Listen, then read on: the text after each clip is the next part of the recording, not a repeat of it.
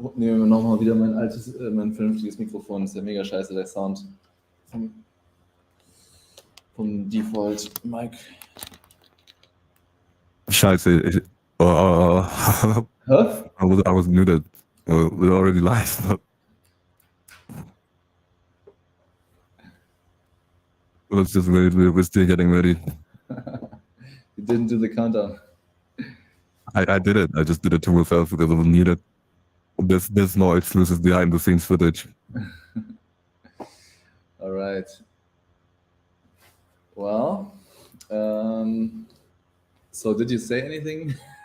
Not yet. I'm waiting for you to be ready with the mic. Test. Is the mic better now? It's great. Okay, awesome. Easy. So okay, now we can. There was an awkward start, but okay. Hello everyone. This is 100 Days of Code. We're here on day 61. Yesterday we messed up the count. Today the count is corrected again. If you're watching live, hello. Put your questions in the comments. We answer every single question. If you're watching the recording, join us live. It's always fun. And today we have a very special guest, and this guest is Leon Andersen. Leon, how are you doing? Hello. I'm doing well. Had way more time than past days for coding, and well, I mean, I didn't code as much, but I watched 2 sections and did my usual guessing what's coming next and like doing my basically self-testing strategy. And yeah, the section on authentication from scratch and then adding in authentication into Yelp Camp was the second section. And that was very interesting. Really liked it.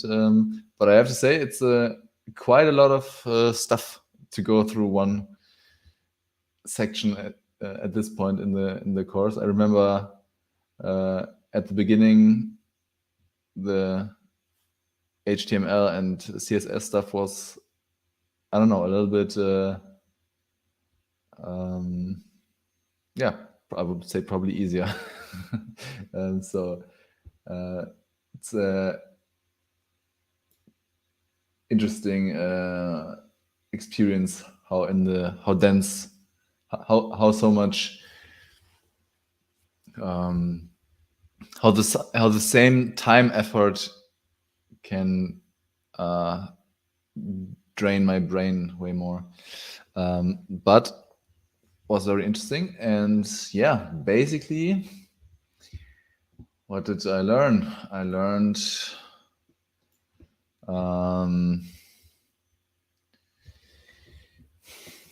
the difference between authentication and authorization. Basically just being logged in versus having certain rights to do certain stuff on a page. And then the whole thing, the whole background on passwords, that we shouldn't store passwords directly, but we should only store hashes, and not hashes only, because then bad actors could build lookup tables for the same passwords, because in 2018, still 4% of all passwords were 1, 2, 3, 4, 5, 6, 7. So to make sure that even if users would have the same password, it wouldn't be visible, because each password gets hashed with a different salt. The salt is basically like some random additional string or additional gibberish that gets hashed with the password into the hash, and you can't just extract the salt from the hash and see how the hash would look for only the password then. So this way you have a different hash, even if two users have the same password. So that makes your database a lot safer. And yeah.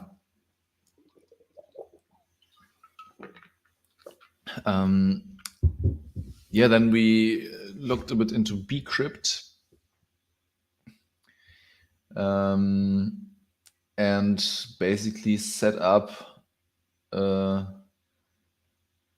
well, we mounted a registering and a login and how to stay logged in and how to log out, and how to use a middleware that we can use on every route handler, for every route that we want to require a login or require the user to be logged in. And then also, yeah, basically just some cleanup on the code afterwards, making it a bit more structured, which was a little bit funny to watch from my eyes, because we made the code on the app.js page one line shorter, but on another page we added four or five new lines to do the same, or to make that file one line shorter, which was I mean, I guess for having it more structured, more readable, it makes sense, but it's way more code than this way. And but yeah, I would say I can see why it makes sense to keep the route handlers, the request handlers,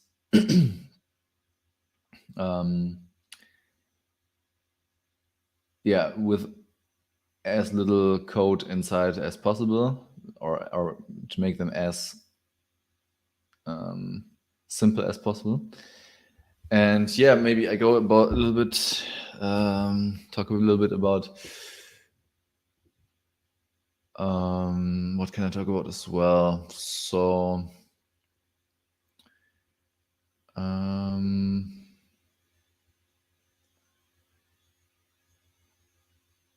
yeah, basically the require login middleware is basically just we define a require login object, and the object is a middleware callback function with the next inside, and inside of that we have check if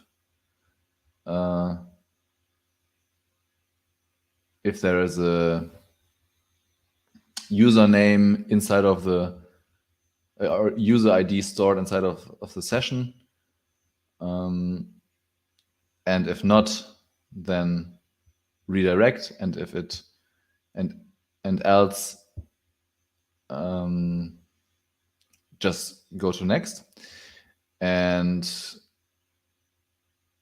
yeah, then you can just write the require login into every request handler that you want, in between the path and the request handler callback function. And yeah, what else did we do? Yeah, for registering and for logging in, we just create basic forms. Makes sense to use the validation mechanisms there as well. And also, I mean, we didn't build that yet, but later on,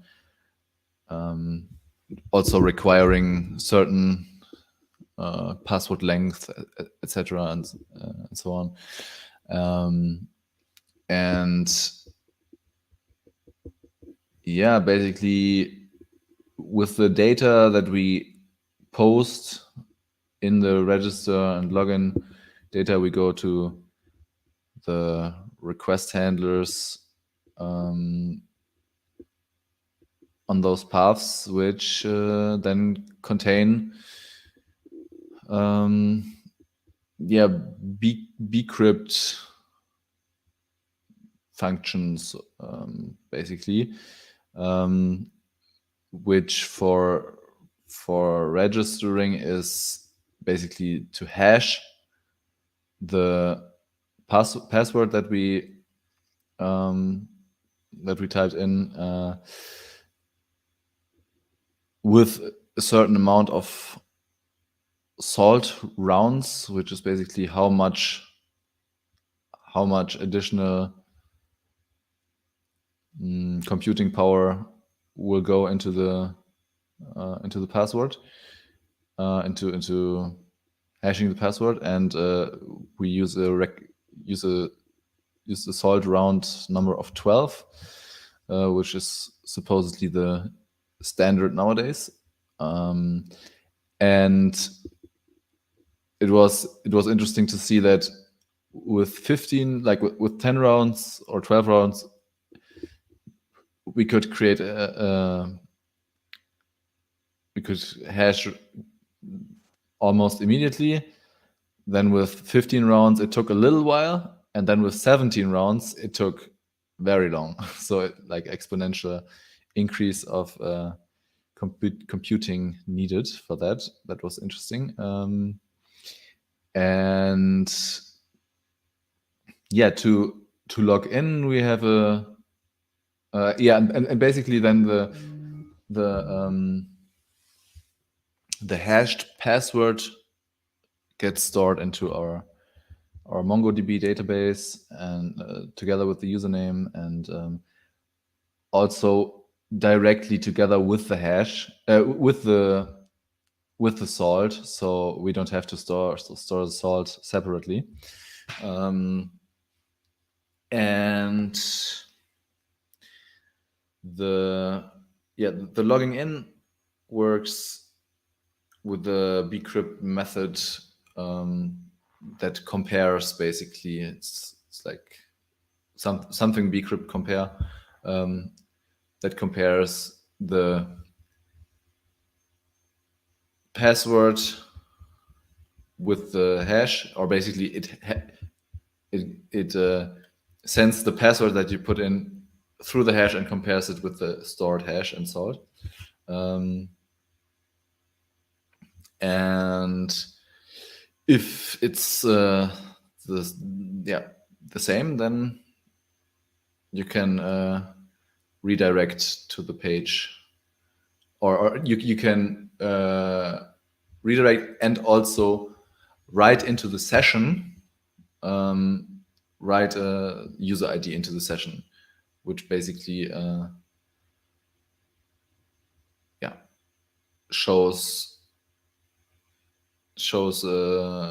saves in the browser that we are logged in, so we don't have to log in for each subsite. Do you want to send the code? Then I can walk through it while you talk. I tried to code a little bit, but now you're a little too fast, so I cannot come up with examples at the top of my head as fast as you describe stuff. So I think it would be nice to show what you're talking about on screen.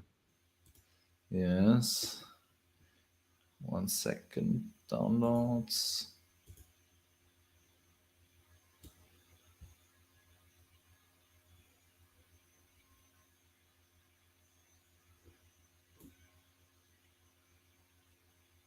Why doesn't it? Can't really drag and drop it at the moment, but that's weird. Drag. If it's on GitHub, you can also just send me the link. No, unfortunately, this is zip. Come on. I can't.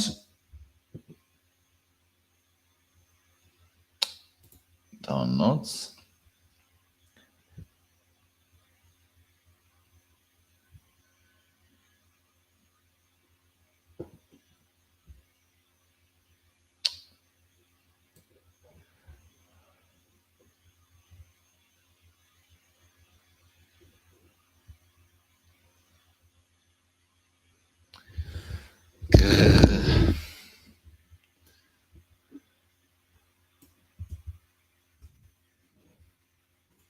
Now.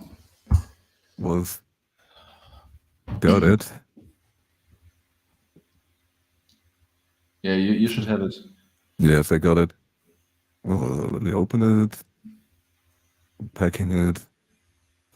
In the editor.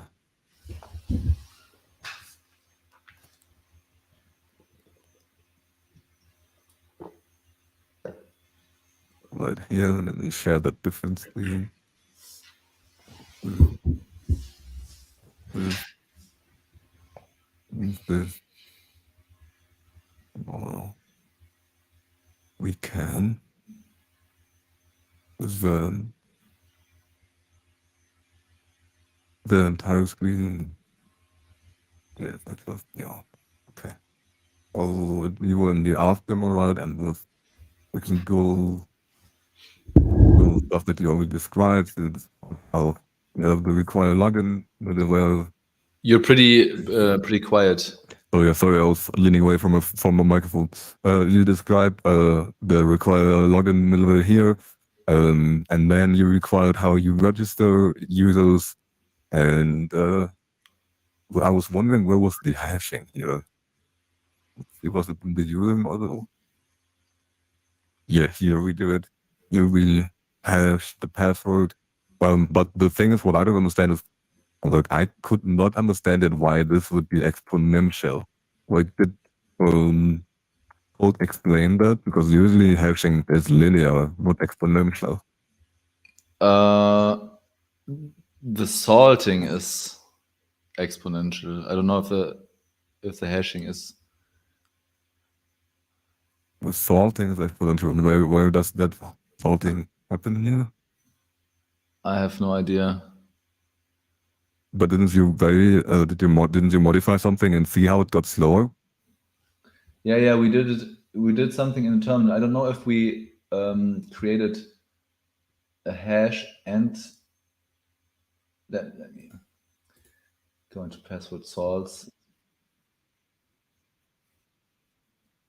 That's just a concept. Probably in the registering.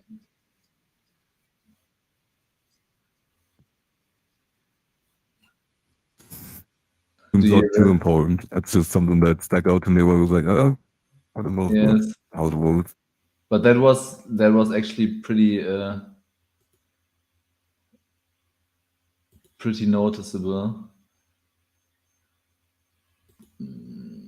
I'm sure maybe we just got the context wrong because I'm pretty sure hashing is linear, not exponential. Yeah, I can't find it at the moment, so. But okay, is it here? No, yeah. Maybe I'll find it sometime else. Yeah, where were we? We were at. Yeah, no, we can go. Okay, what we understood. Okay, so just quick recap. When the user is saved, we take the password, and if the password has been modified, we hash it 12 times, and then save it in the user schema as a pre-value, and that's how when someone is registering here and we create a new user, the password is automatically saved in a hashed way. And I think you were about to describe the login, right?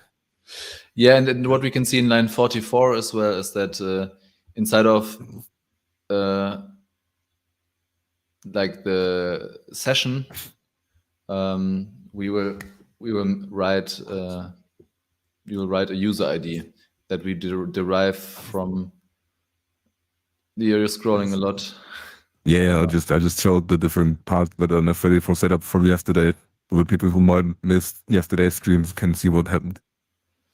So there's a flying into my face the whole time. So yeah, in session 44, and then in session You mean line? line 44 and in line 55, as I'm fucking fly, seeing Now I'm wondering, why do we have the user ID thing in register and in login? Probably because we want to log in directly as soon as we register, right? Yeah, some apps don't do that, but I think that user experience is very bad. Those apps where you create an account and afterwards you have to log in again, even though you just created an account. So yeah, I'm wondering why we have line 55 found user and line 44 normal user. Because when you log in, there has to be a user for which you log in, right? So you need to first find it. But when you register, that user is not yet existent. Yeah, that makes sense. Yeah. So yeah, that makes sense. So where were we logging in? Okay. I think so, yeah. Basically, we have the find and validate in line 53, which does the main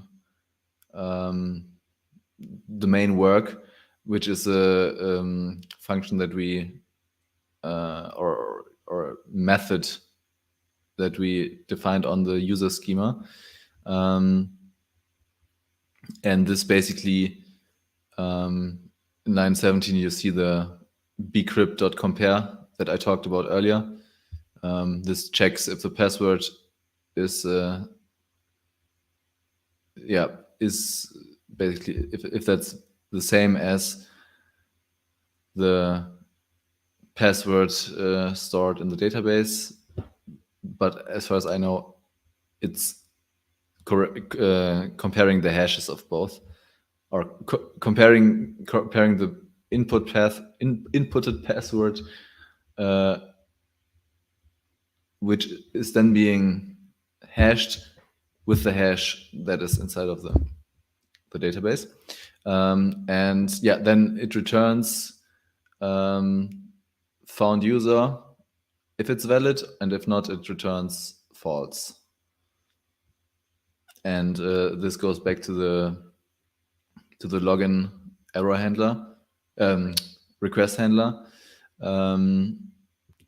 And if found user comes through, then we write the found user ID into the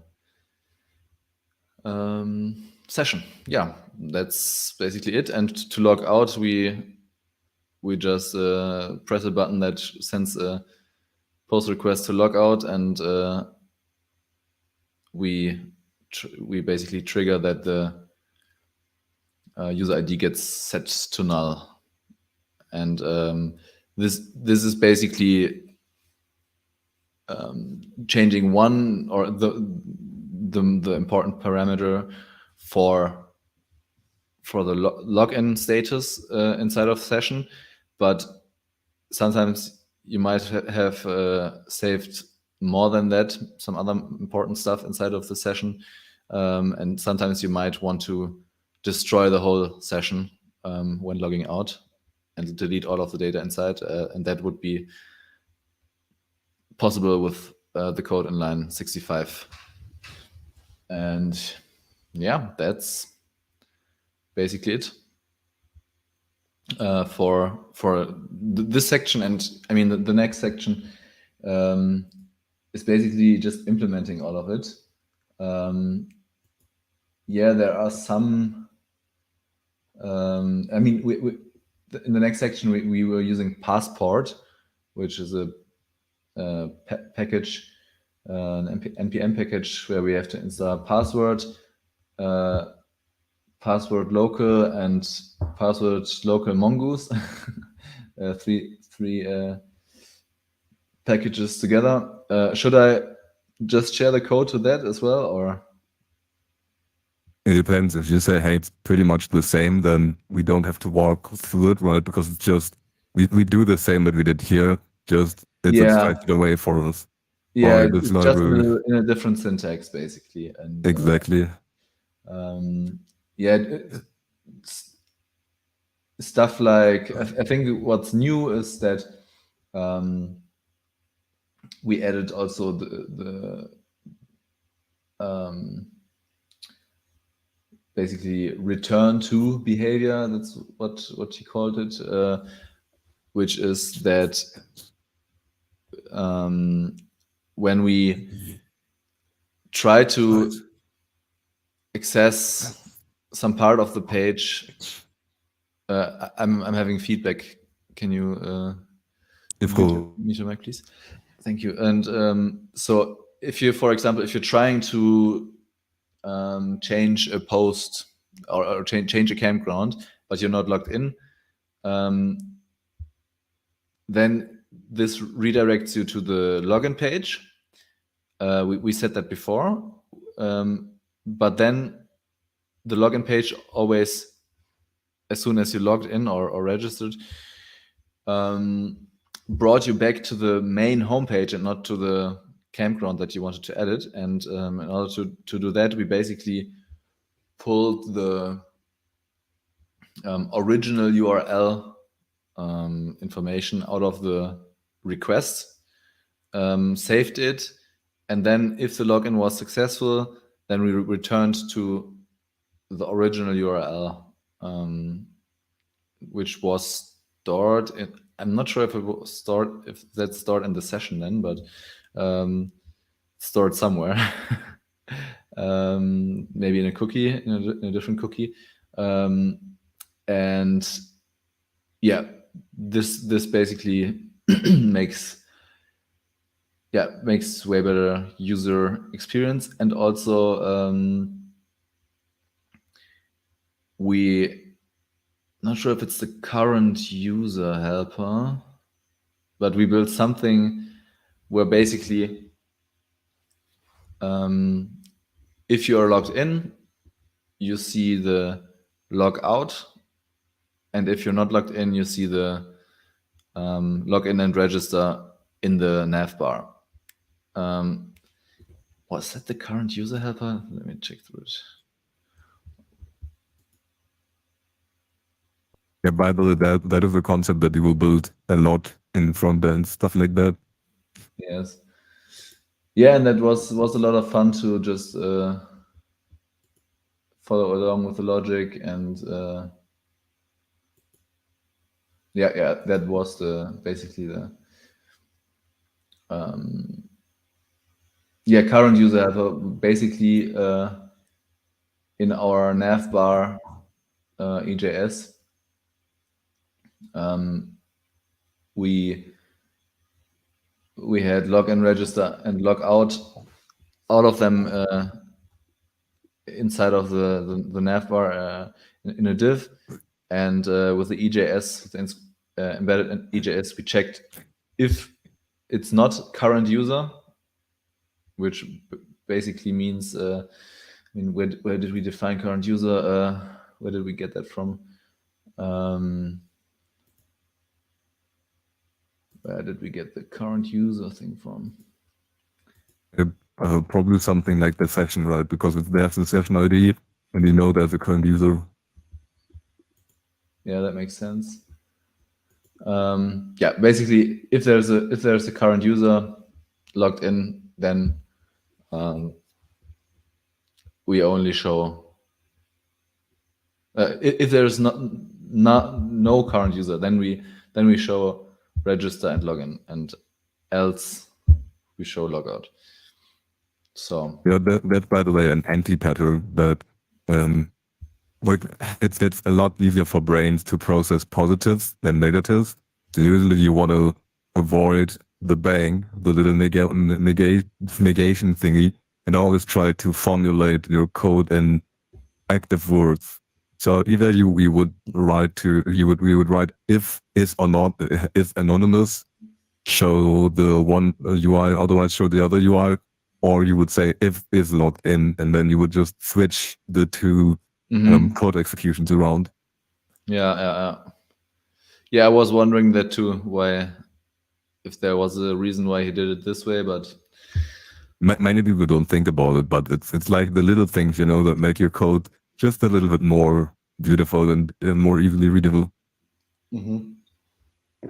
So is the readability is that the main factor that makes code beautiful, or is there more to it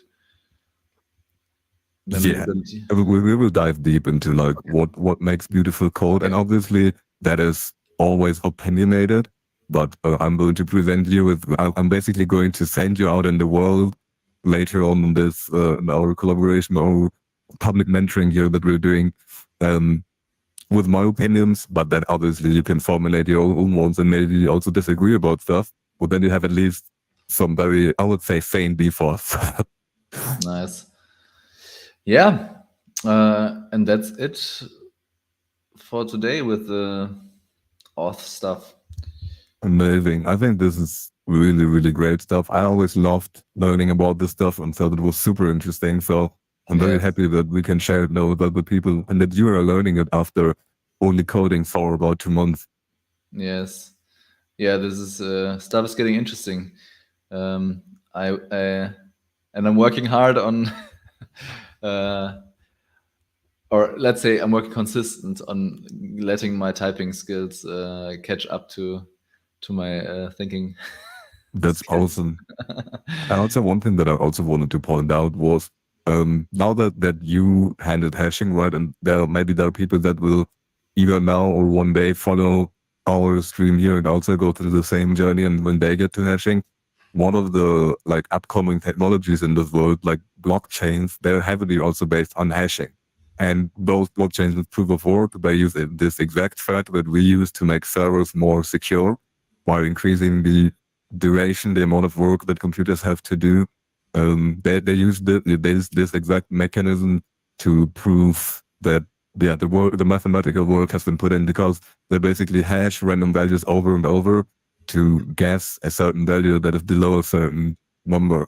We were gonna also look at all of that stuff in more detail, but this was the first touch for all of those people that might be into blockchain stuff. Um, yeah, with hashes and a little building block of proof of work algorithms. Sounds interesting. Yeah, curious what the future holds. And yeah, I have to say that learning Vim is at the same time like learning typing, coding, and Vim at the same time.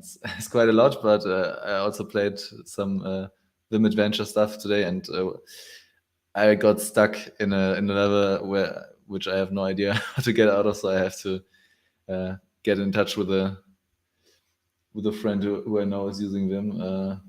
But yeah, that was part of today as well. I tried a lot to get through this. When you use ChatGPT to get help. ChatGPT was so damn useless. Like Vim is probably too niche for ChatGPT to have enough data on that. Got it. But like, were you using 3.5 or 4? I was using 3.5, but Okay. Well, I mean, 4 is significantly smarter when it comes to that, but yeah, okay. with phones, Yeah, I'll ask that friend. awesome. But yeah, that that took some time going through a lot of tutorials and stuff. But yeah, that's how it is. Amazing. Then we are done here. If you've watched live, we hope you enjoyed. If you're watching the recording, come join us live. We stream daily. And yeah, if you're on your own coding journey, maybe we will catch up to you, or maybe you're catching up to us, or maybe you're outrunning us, in which case, all the more power to you. Anyways, thank you everyone for watching. Make sure you code every day.